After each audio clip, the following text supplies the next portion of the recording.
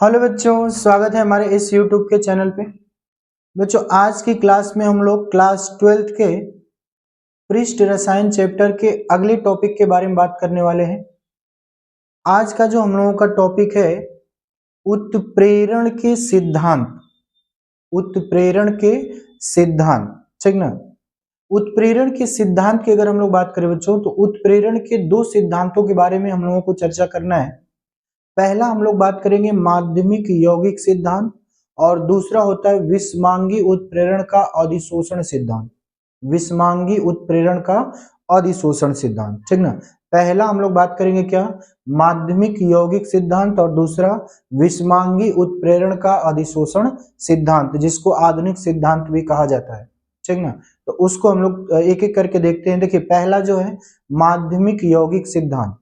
तो माध्यमिक यौगिक का मतलब क्या होता है बच्चों, इसमें ये बताया जाता है कि किसी भी रासायनिक अभिक्रिया में यदि हम लोग उत्प्रेरक का यूज करते हैं, तो उत्प्रेरक का यूज करने से होता क्या है, रासायनिक अभिक्रिया में अभिकारक का कोई भी एक अणु, अभिकारक का कोई एक अणु उत्प्रेरक के साथ अभिक्रिया करता है, ठीक ना। अभिकारक का कोई भी एक अणु उत्प्रेरक के साथ अभिक्रिया करता है और माध्यमिक यौगिक का निर्माण करता है। माध्यमिक यौगिक का निर्माण करता है और माध्यमिक यौगिक अभिकारक के दूसरे अणु के साथ अभिक्रिया करते हैं और उत्पाद बनाते हैं। क्या बनाते हैं? उत्पाद। और जो उत्प्रेरक होता है वो बिना परिवर्तित हुए अभिक्रिया से क्या हो जाता है, बाहर हो जाता है। तो इस सिद्धांत को हम लोग बोलते हैं माध्यमिक यौगिक सिद्धांत। क्या बोलेंगे बच्चों? माध्यमिक यौगिक सिद्धांत। माध्यमिक यौगिक सिद्धांत की अगर हम बात करें तो ये केवल समांगी उत्प्रेरकों की व्याख्या करता है।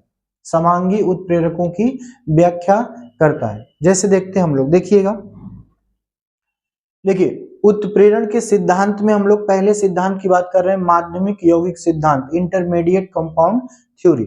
माध्यमिक यौगिक सिद्धांत की बात करें, देखिए यह सिद्धांत केवल समांगी उत्प्रेरण की व्याख्या करता है। अभी हमने आपको बताया कि समांगी उत्प्रेरण की व्याख्या करता है। इसमें इसके अनुसार होता क्या है कि उत्प्रेरक सर्वप्रथम किसी एक अभिकारक से अभिक्रिया करके माध्यमिक यौगिक बनाता है। यानी जो उत्प्रेरक होता है अभिकारक के किसी एक अणु से अभिक्रिया करके माध्यमिक यौगिक का क्या करता है, निर्माण करता है।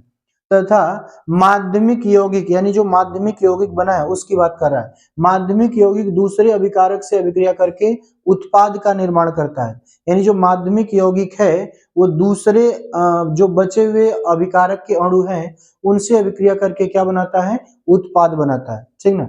उत्पाद का निर्माण करता है तथा उत्प्रेरक अपनी मूल अवस्था में अभिक्रिया से अलग हो जाता है। यानी उत्प्रेरक जो होता है अपनी मूल अवस्था में अभिक्रिया से क्या हो जाता है, अलग हो जाता है, ठीक ना। तो आपको अभी हमने आपको समझाया कि किसी भी रासायनिक अभिक्रिया में यदि हम लोग उत्प्रेरक का यूज कर रहे हैं तो इस सिद्धांत के अनुसार होता क्या है कि अभिकारक का कोई भी एक अणु पहले उत्प्रेरक के साथ अभिक्रिया करके माध्यमिक यौगिक का निर्माण करेगा और माध्यमिक यौगिक जो होगा जो दूसरे बचे हुए अभिकारक के अणु हैं उनसे अभिक्रिया करके उत्पाद का निर्माण करते हैं और उत्प्रेरक बिना परिवर्तित हुई अभिक्रिया से क्या हो जाता है, बाहर हो जाता है, ठीक है। देख लेते हैं एग्जांपल इसका।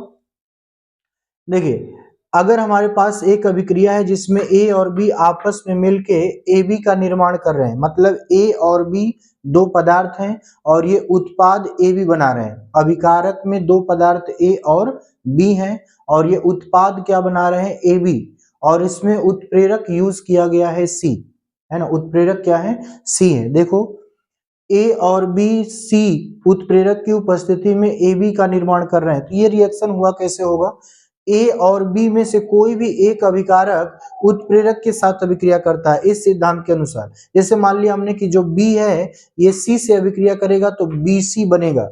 अब ये जो बी सी कंपाउंड बना हुआ है बच्चों, ये माध्यमिक यौगिक बोलेंगे हम लोग, इसको इंटरमीडिएट बोलेंगे, इंटरमीडिएट कंपाउंड, ठीक ना। तो माध्यमिक यौगिक है। अब ये जो माध्यमिक यौगिक बना है ना, ये दूसरे अभिकारक के अणु से अभिक्रिया करेगा। देखो BC जो है ये बचा हुआ जो ए अभिकारक में जो ए अणु बचा है उसके साथ अभिक्रिया करेगा तो उत्पाद बनेगा AB, और जो C उत्प्रेरक है ये अभिक्रिया से बिना परिवर्तित हुए क्या हो जाता है, बाहर हो जाता है, ठीक ना। एग्जाम्पल एक और देखते हैं, देखिए 2 मोल हमने एथिल एल्कोहल लिया है, क्या लिया है, एथिल एल्कोहल। अब यहाँ पे एथिल एल्कोहल की अगर हम बात करें बच्चों, तो एथिल एल्कोहल यहाँ पर लिक्विड में है ना, किसमें है, लिक्विड में। और सल्फ्यूरिक अम्ल की बात करें तो ये भी किस अवस्था में है, लिक्विड अवस्था में। तो समांगी उत्प्रेरण होगा, ये समांगी उत्प्रेरक होगा, और ये घटना समांगी उत्प्रेरण की। देखिए ethyl alcohol die ethyl ether में कन्वर्ट हो रहा है सल्फ्यूरिक अम्ल की उपस्थिति में, सल्फ्यूरिक अम्ल की उपस्थिति में। तो ये विक्रिया होती कैसे, जरा देखो, एथिल एल्कोहल का एक अणु सल्फ्यूरिक अम्ल से अभिक्रिया करेगा। देखो ये बनाएगा क्या, एथिल एल्कोहल और सल्फ्यूरिक अम्ल जब अभिक्रिया करेंगे तो यहाँ से H और यहाँ से OH H2O बना लेंगे, और ये H2O बन के बाहर निकलेगा एथिल हाइड्रोजन सल्फेट के साथ जुड़ेंगे, एथिल हाइड्रोजन सल्फेट बनाएंगे। अब ये एथिल हाइड्रोजन सल्फेट जो बना है ये माध्यमिक यौगिक बना है बच्चों, क्या बना है, माध्यमिक यौगिक। अब ये जो माध्यमिक यौगिक है, जो दूसरा एथिल एल्कोहल के अणु बचा हुआ है उसके साथ अभिक्रिया करेगा। देखो यहाँ पे लिखा 2 मोल था, 1 मोल पहले अभिक्रिया किया, दूसरा जो बचा यहाँ पे रिएक्शन करेगा। एथिल एल्कोहल जो माध्यमिक यौगिक एथिल हाइड्रोजन सल्फेट बना था ना, देखो उल्टा करके मैं लिखा है ethyl hydrogen sulphate, ethyl hydrogen sulphate से दूसरा एथिल एल्कोहल का अणु रिएक्शन करके फिर से इसको किस में कन्वर्ट कर देगा, H2SO4 में, सल्फ्यूरिक अम्ल में। और ये वाला एथिल ग्रुप जो होगा, एथॉक्सी ग्रुप, ये आके इसके साथ जुड़ेगा एथिल ग्रुप के साथ, तो डाई एथिल ईथर बनेगा, क्या बनेगा, डाई एथिल ईथर। और ये होगा आपका H2SO4, क्या होगा बच्चों, सल्फ्यूरिक अम्ल। जैसे यूज हुआ था वैसे ही अभिक्रिया में बाहर हो गया, ठीक ना। तो ये सिद्धांत ये बताता है कि उत्प्रेरक जो होगा वो किसी एक अणु से, अभिकारक के किसी एक अणु से अभिक्रिया करके माध्यमिक यौगिक का निर्माण करेगा, और माध्यमिक यौगिक से बचा हुआ दूसरे अभिकारक के अणु क्या करते हैं, रिएक्शन करके उत्पाद बनाते हैं, और उत्प्रेरक जो होता है बिना परिवर्तित हुए अपनी मूल अवस्था में क्या हो जाता है, बाहर हो जाता है।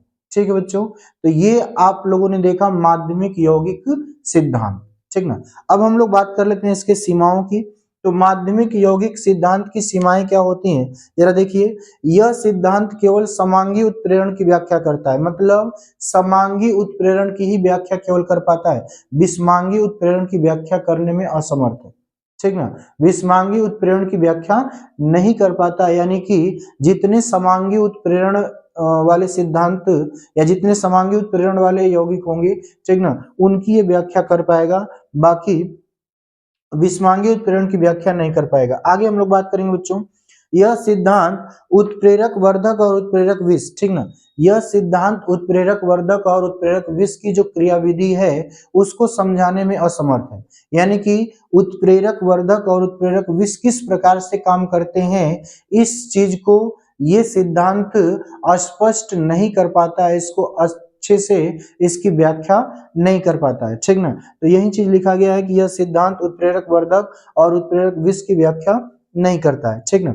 आगे हम लोग बात करते हैं बच्चों, तीसरा पॉइंट, यह सिद्धांत पाउडर या पीसे हुए उत्प्रेरक, यदि हम लोग बात करें यह जो सिद्धांत होता है ना, माध्यमिक यौगिक सिद्धांत, यदि हमारे पास कोई ऐसा उत्प्रेरक है जो पाउडर की अवस्था में है या पिसा हुआ है, छोटे छोटे कणों के रूप में है, ठीक ना, तो उसकी क्रियाशीलता की व्याख्या ये नहीं कर पाता है। हम सभी लोग जानते हैं, पीछे पढ़े भी हैं, कि जो उत्प्रेरक होता है जिसका पृष्ठीय क्षेत्रफल जितना अधिक होता है, मतलब कि उत्प्रेरक जितना बारीक पीसा गया होगा, जितना पाउडर के रूप में होगा, उसकी क्रियाशीलता उतनी ही क्या होती है, अधिक होती है, मतलब वो उतना ही ज्यादा अभिक्रिया को प्रभावित करता है, उतना ही ज्यादा क्रियाशील होता है, ठीक ना।